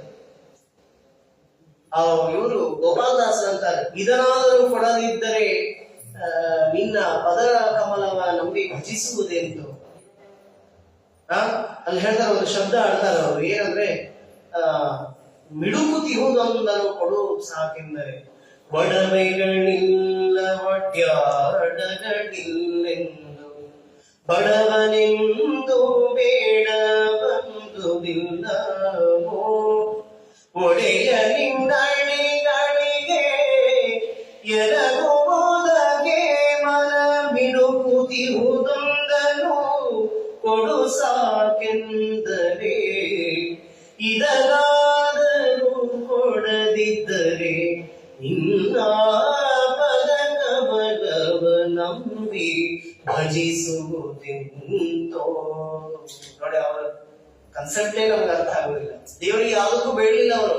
ನಿನ್ನ ಅಡಿಗಳಿಗೆ ಎರಗುವುದಕ್ಕೆ, ಅದು ತ್ವರೆಯಿಂದ ಹೋಗ್ಬೇಕು, ತ್ವರಿತವಾಗಿ ಮಿಡುಕ್ತಾ ಇರ್ಬೇಕು. ಯಾವಾಗ ದೇವರನ್ನು ನಂಬೇಕು, ಯಾವಾಗ ದೇವರ ಪಾರಾಯಣ ಮಾಡೇನು, ಯಾವಾಗ ದೇವರ ಪೂಜೆ ಮಾಡೇನು, ಯಾವಾಗ ದೇವರ ಕಥೆಯನ್ನು ಕೇಳೇನು, ಯಾವ ಹೋಗ್ಲಿ ಬಿಡ್ಲಿ ತಲೆ ಕೆಡಿಸ್ಕೊಳ್ಬಾರ್ದು ಅಂತ ಅನ್ನುವಂತಹ ಯಾವುದಕ್ಕೂ ಟೆನ್ಷನ್ ತಗೊಳ್ಳಲ್ಲ ಕೆಲವರು. ಅದೊಂಥರ ವಿಚಿತ್ರ ಸ್ವಭಾವ. ಯಾವ್ದಕ್ಕ ಲೇಟ್ ಆಗ್ಯದ್ವಾ, ಆಯ್ತು ಆರಾಮ್, ದೇವ್ರ ಇಚ್ಛೆ. ಅದು ಧೃತರಾಷ್ಟ್ರನ ವಾದ. ಧೃತರಾಷ್ಟ್ರ ಅಂದಂತೆ ಹಂಗೆಲ್ಲ ಮಾಡ್ಬೇಡಪ್ಪ. ಯಾರು ಇವರು ಅಕ್ರೂರು ಬಂದು ಹೇಳಿದಂತೆ ಧೃತರಾಷ್ಟ್ರಗೆ, ಹಂಗೆಲ್ಲ ನಿಮ್ಮ ಪಾಂಡವರನ್ನು ನಿಮ್ಮ ತಮ್ಮನ ಮಕ್ಕಳವರು ಹಂಗೆಲ್ಲ ಮಾಡ್ಬೇಡ ಅಂತಂದ್ರೆ, ಯಾಕೆ ಇಷ್ಟೆಲ್ಲ ಅನ್ಯಾಯ ಮಾಡ್ತಾ ಇದ್ದೀದ್ರೆ ದೇವ್ರ ಇಚ್ಛಾ ಅಂತ ಮಾಡ್ತಾ ಇದ್ದೇವೆ. ಹಂಗೆ ಲೇಟ್ ಆಗಿ ಎದ್ದದ್ದು ದೇವ್ರ ಇಚ್ಛಾ, ಪಾಪ ಮಾಡೋದು ದೇವ್ರ ಇಚ್ಛಾ. ಅಂದ್ರೆ ಅವನ ಇಚ್ಛಾ ಆಮೇಲೆ ತೋರಿಸ್ತಾರೆ.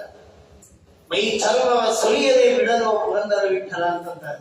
ಆದ್ರಿಂದ ಏನ್ ಸಾಹಿತ್ಯ ನಿಜವಾಗ್ಲೂ ಆ ಸಾಧನದ ಮಿಡುಕುತಿ ಇರುವುದೆಂದರು ಕೊಡುವುದು ಸಾಕೆಂದರೆ ಮನಸ್ಸು ಮಿಡುತ್ತಾ ಇರಬೇಕು. ಕ್ಷಣ ವೇಸ್ಟ್ ಆಗಬಾರ್ದು. ತಸ್ಯರ್ಥೇಯ ಕ್ಷಣೋ, 2ನೇ ಸ್ಕಂದ, ತಸ್ಯರ್ಥೇಯ ಕ್ಷಣೋ ನೀತಃ ಲೋಕವಾರ್ತಯ ಅಂತ ಸಹ ವ್ಯರ್ಥ. ಒಂದು ಕ್ಷಣ ಅವರನ್ನು ಬಿಟ್ಟು ಬದುಕಿದ್ವಿ ಅಂದ್ರೆ ಅದು ಅಮಂಗಲ ಅಂತ ವಿಜಯದಾಸರು ಹೇಳ್ತಾರೆ. ಹರಿಯೇ ನೆನೆಸದ ದಿವಸ ಅವಮಂಗಲ, ಹರಿಯೇ ನೆನೆಸದ ಕ್ಷಣ ಅದು ಯಮನ ಬಳಿಗೆ ಅಂತಂತಾರೆ. ಹಾಗೆ ಒಂದು ಕ್ಷಣ ಲವ ಘಳಿಗೆ ದೇವರ ಸ್ಮರಣೆ ಇಲ್ಲದೆ ಇರಬಾರದು ಅನ್ನೋದು ಸ್ಮರ್ತವ್ಯ ಸತತಂ ವಿಷ್ಣು, ಇದು ಶ್ರೀಮದಾಚಾರ ಆಜ್ಞೆ. ಆದ್ದರಿಂದ ಅದಕ್ಕೆ ಪ್ರಹ್ಲಾದರಾಜರು ಎಷ್ಟು ಟೈಮ್ ಸೆನ್ಸ್ ಅವರಿಗೆ, ಸಾಧಾರಣ ಟೈಮ್ ವೇಸ್ಟ್ ಆಗಬಾರ್ದು ಅನ್ನೋರು. ಆದ್ದರಿಂದ ಇಷ್ಟೆಲ್ಲ ಔಪಸ್ಥ್ಯಜಂ ಬಹುಮನ್ಯ ಮಾನ ಕಥಂ ವಿರಜ್ಯೇತ ದುರಂತ ಮೋಹ. ಈ ಮೋಹ, ಇದರ ಸಂಸ್ಕಾರ ಇದು ಹೆಚ್ಚು ಪಡಿಬಾರ್ದು. ನಾವು ಏನು ವಿಷಯಗಳ ಆಸಕ್ತಿಯಿಂದ ಒಂದು ಸಂಸ್ಕಾರ ಬೆಳೀತಾ ಹೋಗ್ತದೆ. ನಮಗೆ ಯಾವುದೇ ಒಂದು ಸಂಸ್ಕಾರವೂ ಕೂಡ, ಈ ಪಾಠ ಪ್ರವಚನ ಕೇಳುವ ಸಂಸ್ಕಾರ ಅದು ತಿಳಿಸಲಾರದೆ ಇದ್ರೆ, ಕೇಳಲಿಲ್ಲ ಅಂತಾದ್ರೆ ಒಂಥರ ಟೆನ್ಷನ್ ಆಗ್ಲಿಕ್ಕೆ ಸ್ಟಾರ್ಟ್ ಆಗ್ತದೆ. ಹೌದೇನು ಹೇಳ್ರಿ? ಅದ್ರ ಪ್ರಾಕ್ಟೀಸ್ ಮಾಡ್ಕೊಂಡಿರ್ತ ಅದಕ್ಕೆ ಬಂದು ಕೂತಿದ್ದೀರಿ ನೀವೆಲ್ಲ. ಇಲ್ಲಾಂದ್ರೆ ಬರ್ಲಿಕ್ಕೆ ಆಗೋದಿಲ್ಲ, ಅದ್ರ ರೂಢಿಸ್ಕೊಳ್ಬೇಕು ಯಾವಾಗ್ಲೂ. ದೇವರ ಪ್ರವಚನ ನಾವು ಕೇಳಲಿಕ್ಕೆ ಆಗ್ಲಿಲ್ಲ ಅಂತ ಆದ್ರೆ ಒಂಥರ ಅದು ಎಡಿಕ್ಟ್ ಆಗ್ಬೇಕು. ಬೇರೆ ಯಾವ್ದಕ್ಕೂ ಎಡಿಕ್ಷನ್ ಆದವ್ರಿಗೆ ಹೆಂಗ ತೂಲ ಆಗ್ತಾ ಇರ್ತದೆ, ಹಂಗ ಆಗ್ತಿರ್ಬೇಕು. ಇಲ್ಲ ಬಿಟ್ಟು ಬಿಟ್ಟು ಬಿಟ್ಟು ಅದೇ ಸಂಸ್ಕಾರ ಆಗ್ಬಿಟ್ರೆ ಅದೇ ದೊಡ್ಡ ಹೆಮ್ಮರ ಆಗ್ಬಿಡ್ತದೆ. ಬಿಟ್ಟದ್ದಿರೋದೇ ಸಂಸ್ಕಾರ ಹೆಚ್ಚು ಉಂಟಾಗ್ತದೆ. ಮನಸ್ಸು ಬಹಳ ವಿಚಿತ್ರ.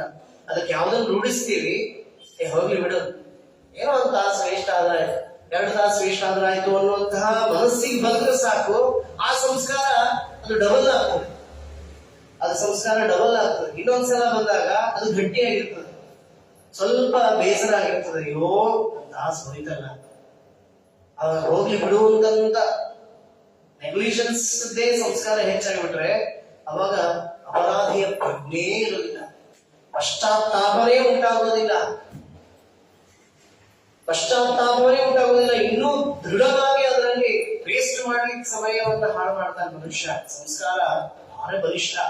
ನಾವು ಯಾವ ತರ ಸಿಟ್ಟಿಗೆ ಹೇಳುವ ಸಂಸ್ಕಾರವನ್ನು ಬೆಳೆಸ್ಕೊಂಡಿದ್ದೇವೆ ಅಂತ ಆದ್ರೆ ಅದು ಮೊದಲೇ ಸಲ ಎಷ್ಟು ಸಿಟ್ಟಿಗೆ ಹೇಳುವ ಡಿಗ್ರಿ ಇರ್ತದೆ, ಅದ್ರದ್ದೇನು ಏನಂತ ಅದಕ್ಕೆ ಪ್ರಮಾಣ ಅಥವಾ ದಂಡ, ಮಾನದಂಡ.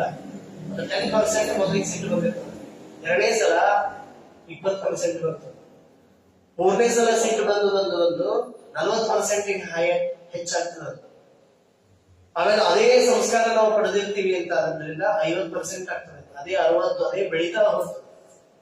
100% ಸಿಟ್ಟಿಗೆ ಬರುವಂತಹದ್ದು. ಹಾಗೆ ದಾನದ ಸಂಸ್ಕಾರವು ಹಂಗೆ. ಮೊದಲಿಗೆ 10 ರೂಪಾಯಿ ಕೊಟ್ಟ ದಾನ, ಅದನ್ನ ಒಂದು 10 ಸಲ ಕೊಡ್ರಿ, ಆಮೇಲೆ 20 ರೂಪಾಯಿ ಕೊಡಬೇಕು ಅನಿಸ್ತದೆ. ಅಯ್ಯೋ 10 ರೂಪಾಯಿ ಬೇಡ, ಚೂರು 20 ರೂಪಾಯಿ ಕೊಡೋಣ ಅನಿಸ್ತದೆ. 20 ರೂಪಾಯಿಗೆ ಒಂದು 20 ಸಲ ಕೊಡ್ರಿ, ಅಯ್ಯೋ ಏನ್ ಇನ್ನು 20ರೊಳಗಿದ್ದೇವಿ, ಇನ್ನೊಂದು 50 ರೂಪಾಯಿ ಕೊಡ್ರಿ ಪಾಪ ಅಂತ ಬರ್ತದೆ. 50 ಕೊಟ್ಟದ್ದು 100 ನೋಡಿ, ಮಾಡಿ ನೋಡಿ. ಎಲ್ಲಾರು ಅಷ್ಟೇ.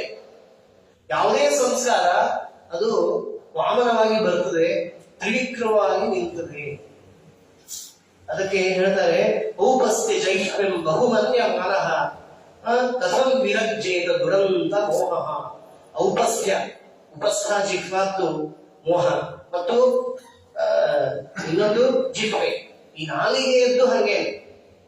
ನಾಲಿಗೆಯ ರುಚಿಗಾಗಿ ನಾವು ಏನೇನೋ ತಿಂತೀವಲ್ಲ, ಅದರ ಸಂಸ್ಕಾರ ಮನಸ್ಸಿಗೆ ಇನ್ನೂ ತಿನ್ಬೇಕು ಅನಿಸ್ತದೆ. ಇನ್ನು ಒಂದು ಇದಕ್ಕೆ ಹೋಗಿರ್ತೇವೆ, ಅಲ್ಲಿ ರುಚಿ ತಂದ್ರೆ ಅದನ್ನೇ ಇನ್ನೊಂದ್ ಕಡೆ ತಿನ್ಬೇಕು ಅನಿಸ್ತದೆ, ಅದನ್ನೇ 10 ಕಡೆ ತಿನ್ಬೇಕು ಅನಿಸ್ತದೆ. ಅದಕ್ಕೆ ಅದು ಕಥಂ ವಿರಜ್ಯೇತ, ಅದರೊಳಗೆ ಹೆಂಗ ವೈರಾಗ್ಯ ಬರ್ಲಿಕ್ಕೆ ಸಾಧ್ಯ? ಬಹಳ ಏನು ವಿಶಿಷ್ಟತೆ ಇದೆ. ಅದಕ್ಕೆ ಹೇಳ್ತಾರೆ ತಥೋ ಅದು ಅದಕ್ಕೆ ಏನ್ ಮಾಡ್ಬೇಕು ನಾವು ಅಂತ ಕೇಳಿದ್ರು ಪ್ರಹ್ಲಾದರಾಜರಿಗೆ.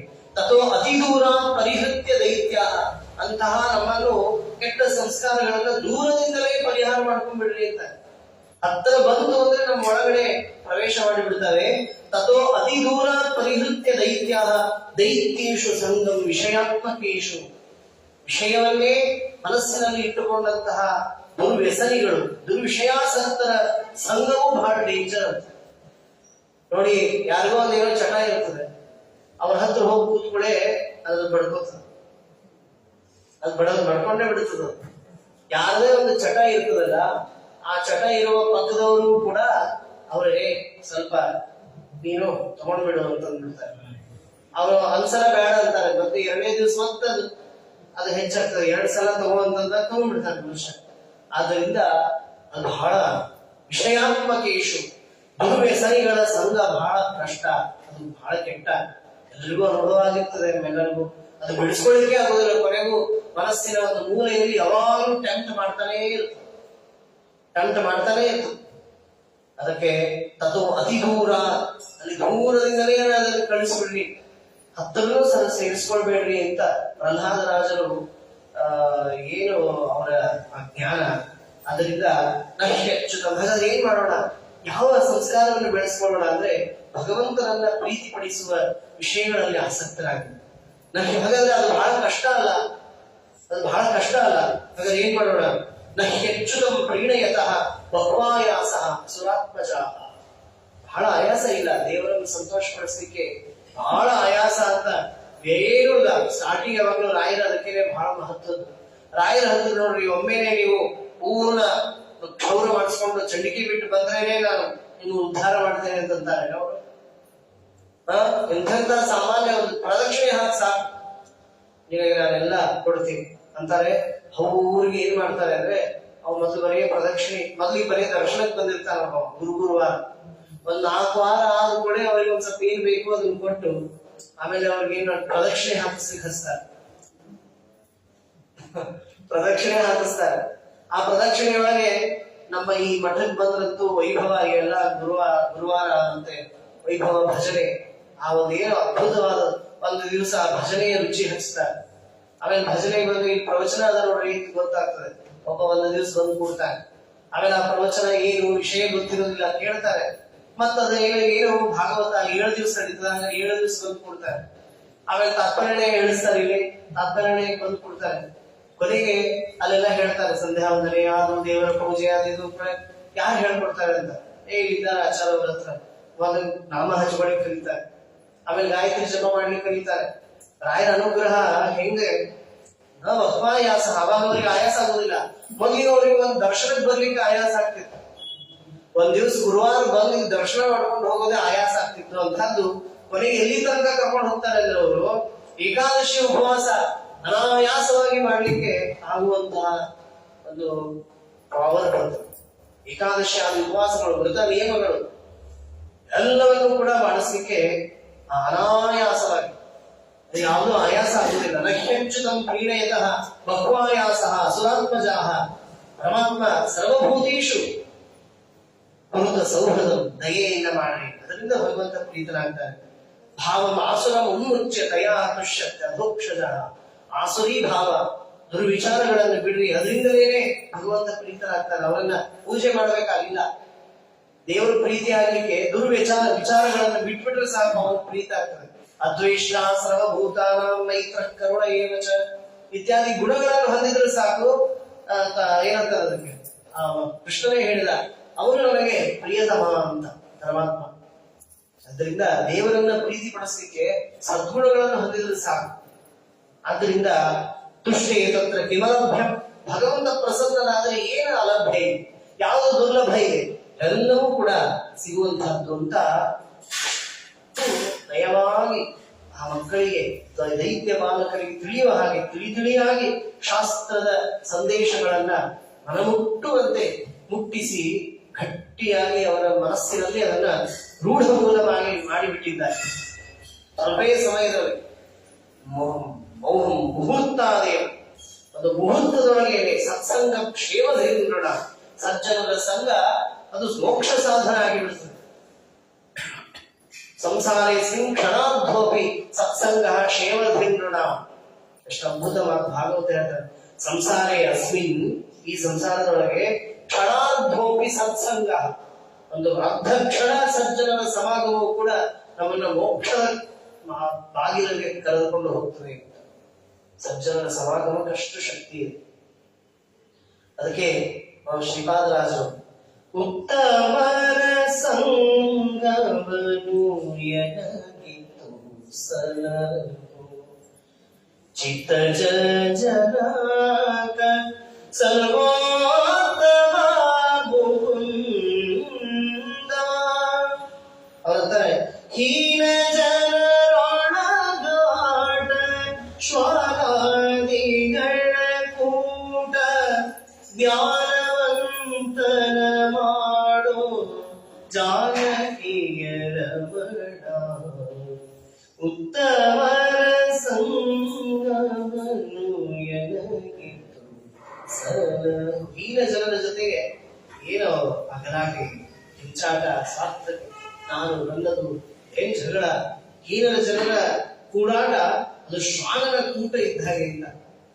ಎಷ್ಟು ಮಾರ್ಮಿಕವಾಗಿ ಆ ಸಾಹಿತ್ಯ ಇದೆ.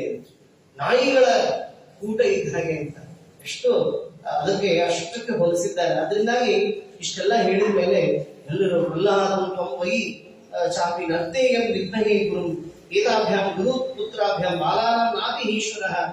ಕೊನೆಗೆ ಇವ್ರ ಗುರುಗಳೇ ಬೇಡ ಅಂತ ಮನಸ್ಸು ಮಾಡ್ಬಿಟ್ಟು, ಈ ಗುರುಗಳ ಬೇಡ ನಮಗೆ, ಎಷ್ಟು ಚೆನ್ನಾಗಿ ಪಾಠ ನೀನು ಹೇಳ್ಕೊಡ್ತೀಯ, ನೀನೇ ಗುರು ಇವತ್ತಿನಿಂದ ಅಂತ ಪ್ರಹ್ಲಾದರಾಜರು ಎಲ್ಲರಿಗೂ ಗುರುಗಳಾಗಿಬಿಟ್ರು. ಚಂಡಾಮಾರುತರು ಬಂದು ಪಾಠಕ್ಕೆ ಕರೆದ್ರೆ ಬರ್ಲೇ ಇಲ್ಲ. ಹೋಗ್ಲೇ ಪಾಠಕ್ಕೆ ಹೋಗಿ ನೀವು ಹೇಳ್ಕೊತ ಹೋಗ್ರಿ, ನಾವು ಇಲ್ಲಿರ್ತೇವೆ ಅಂತ ಎಲ್ಲರೂ ಪ್ರಹ್ಲಾದರಾಜರ ಪಕ್ಷ.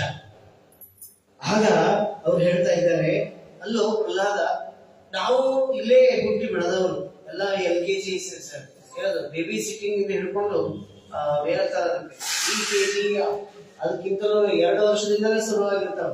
ನಾವೆಲ್ಲ ಇಲ್ಲೇ ಓದಿದವರು. ನಿಮ್ಗೆ ಎಲ್ಲಿಂದ ಬರ್ತಿದ್ವಿ ಎಲ್ಲ ಜ್ಞಾನ? ನಿಮ್ಗೆ ಯಾರು ಹೇಳ್ಕೊಟ್ರಿ ಇವನ್ನೆಲ್ಲ ಅಂತ ಹೇಳಿದಾಗ ವಿಷಯವನ್ನು ಹೇಳ್ತಾರೆ. ಪಿತರಿ ಪ್ರಸ್ಥಿತಿ ಅಸ್ಮಾಕಂ ತಪಸೇ ಮಂದರಾಚರಂ. ನಮ್ಮ ತಂದೆ ಈ ಹಿರಣ್ಯಕಶಿಪು ನಿಮ್ಮ ರಾಜ ದೈತ್ಯೇಂದ್ರ, ಇಂದ್ರ ಶತ್ರು, ಭಗವಂತನ ಶತ್ರು, ಅವನು ತಪಸ್ಸಿಗೆ ಹೋಗಿದ್ದ.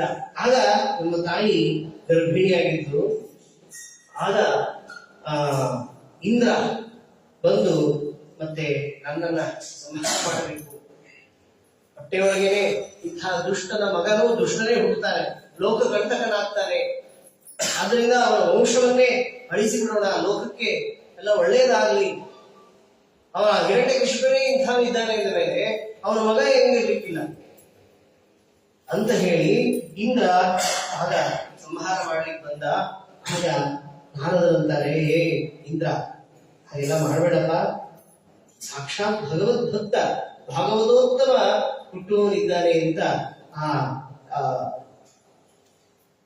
ಇಂದ್ರನನ್ನ ಆ ಕೃತ್ಯದಿಂದ ಬಿಡಿಸಿ ತಮ್ಮ ತಾಯಿಯನ್ನ ನನ್ನನ್ನು ರಕ್ಷಣೆ ಮಾಡಿದವರು ನಾರದರು.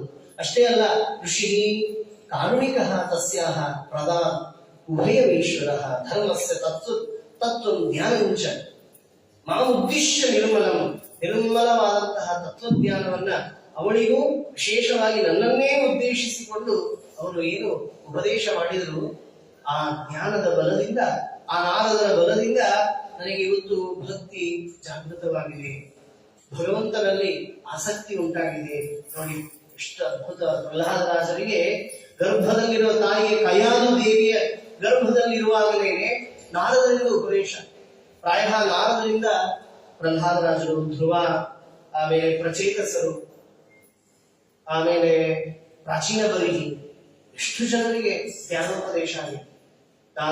ನಾರದರದ ಕಥೆಯನ್ನು ಕೇಳ್ತಾ ಹೋದರೆ ದಕ್ಷ ಪ್ರಜಾಪತಿಗಳ ಅವರು 10,000, ಮತ್ತೆ ಶಬಲಾಶ್ವರು 1,000 ಜನ ಹರಿಯೇಶ್ವರು, ಅವರೆಲ್ಲರಿಗೂ ಪ್ರಾಯ ಭಾಗವತದೊಳಗೆ 1ನೇ ಸ್ಕಂದದಿಂದ ಕೊನೆಯವರೆಗೂ ನಾರದರ ಉಪದೇಶಗಳೇ ಬಂದಿವೆ. ಈ ಯುಧಿಷ್ಠಿರನಿಗೆ ನಾರದರು ಹೇಳ್ತಾ ಇದ್ದಾರೆ ಇವನ್ನೆಲ್ಲವನ್ನು ಕೂಡ.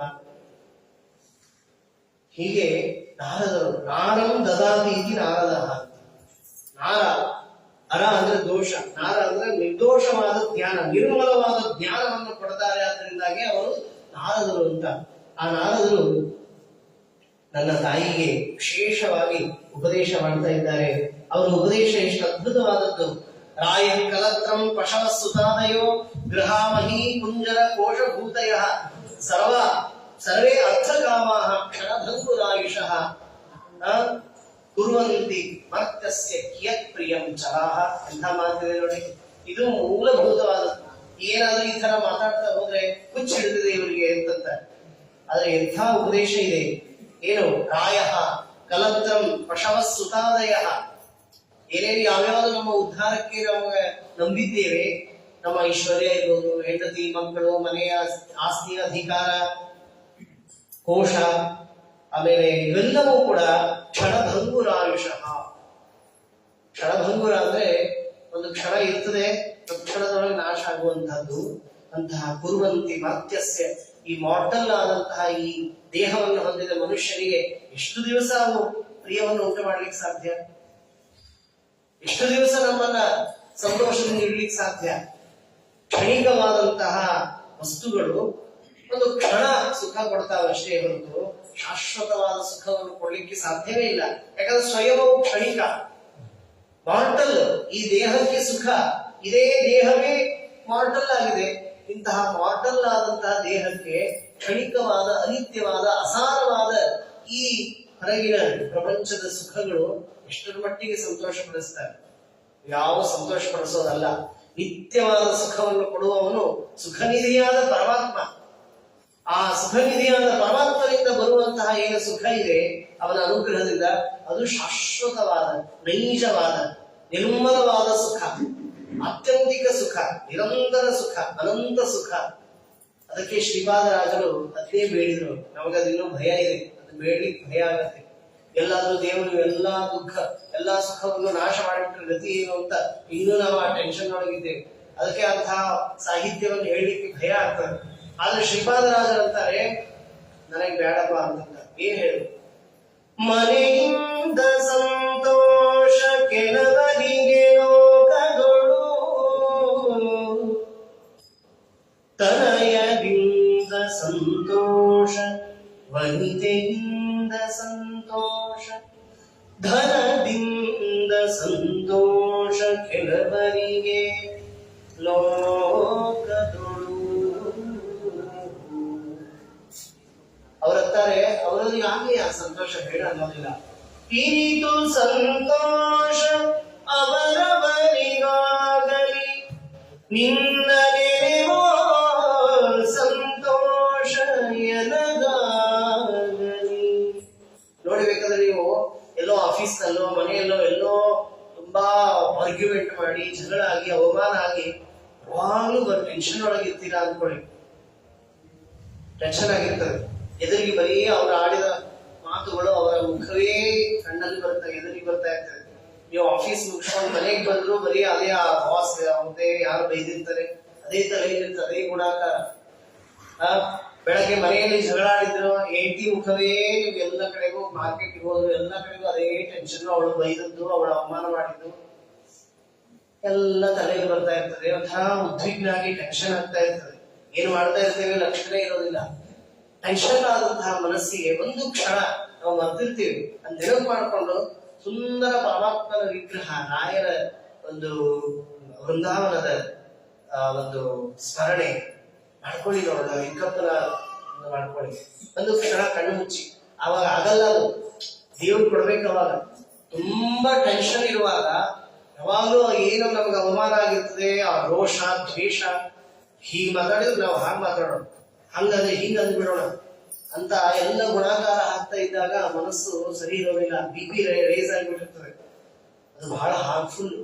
ತಕ್ಷಣದೊಳಗೆ ನಿಮಗೆ ಶಾಂತಿ ಸುಖ ದೊರಕಬೇಕಾದ್ರೆ ಇರುವ ಏಕೈಕ ಮಾರ್ಗ ಏನು ಅಂದ್ರೆ ದೇವರ ಚಿಂತನೆಯನ್ನು ಮಾಡಿ, ದೇವರ ನಾಮಸ್ಮರಣೆ ಮಾಡಬೇಕು. ಅವರನ್ನ ಆಪಾದ ಮೂಲ ಪರಮಾತ್ಮನ ಆ ದಿವ್ಯ ವಿಗ್ರಹದ ಚಿಂತನೆಯಿಂದ ಮಾಡಿ ಒಂದು ಕ್ಷಣ ಪ್ರಯತ್ನ ಪೂರ್ವಕವಾಗಿ ಏನು ಶಾಂತತೆ ಸಿಗ್ತದೆ, ಏನ್ ನೆಮ್ಮದಿ ಸಿಗ್ತದೆ.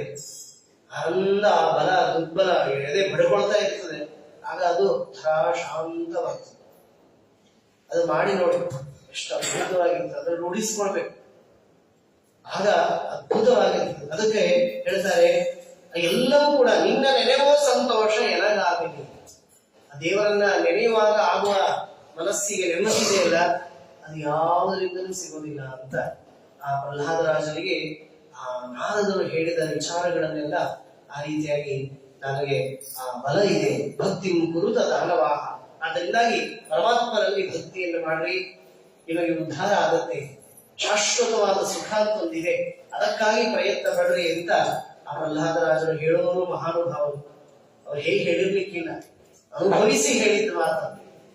ಈ ನಾವೆಲ್ಲ ಸುಮ್ಮನೆ ಹೇಳ್ತೀವಿ, ಏನ್ ಮುಖ್ಯಿದೆ ನೋಡ್ಕೊಂಡು ಹೇಳ್ತೇವೆ. ನಮ್ಮ ಅನುಭವದ ಮಾತು ಬಂದಾಗ ಹೆಚ್ಚು ಮನಸ್ಸಿಗೆ ಹಿಡಿಸ್ತದೆ. ನಾವು ಅನುಭವ ಪಟ್ಟದ್ದನ್ನೇ ನಿಮ್ಗೆ ಹೇಳಿದಾಗ ಹೆಚ್ಚು ಅದು ಇನ್ನೂ ನಿಮ್ಮ ಮನಸ್ಸು ಮುಟ್ಟುತ್ತದೆ. ಅಂಥದ್ದು ಆ ಪ್ರಹ್ಲಾದರಾಜರ ಅನುಭವ, ಭಕ್ತಿ ಅನುಭವದ ಮಾತುಗಳು ಅವೆಲ್ಲ ಸಿಕ್ಕಾಗ ಆ ಷಂಡಾಮರ್ಕರ ಪಾಠವನ್ನೇ ಮರೆತರು, ಆ ಸಿದ್ಧಾಂತವನ್ನೇ ವಿರೋಧ ಮಾಡಿ ಪ್ರಾರಂಭ ಮಾಡಿದ್ರು. ಅದನ್ನೆಲ್ಲ ತಂದು ಹಿರಣ್ಯಕಶಿಪುವಿಗೆ ಎಲ್ಲ ನಿವೇದನೆಯನ್ನು ಮಾಡ್ತಾ ಇದ್ದಾರೆ ಷಂಡಾಮರ್ಕರು. ಮುಂದೆ ಏನ್ ಮಾಡಿದ ಹಿರಣ್ಯಕಶಿಪು ಅನ್ನೋದನ್ನ ನಾಳೆ ತಿಳಿಯೋಣ.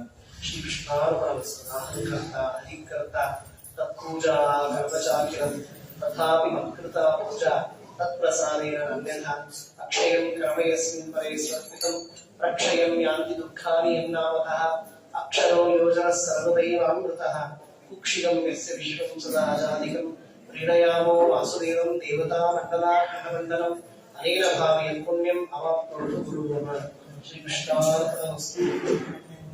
ಯಸ್ಸರ್ವಗುಣ ಸಂಪೂರ್ಣಃ ಸರ್ವದೋಷ ವಿಮೋಚನಃ ಪ್ರಿಯತಮಂ ಪ್ರೀತಯೇವಾಂ ವಿಷ್ಣುವೇ ಪರಮಸ್ತು.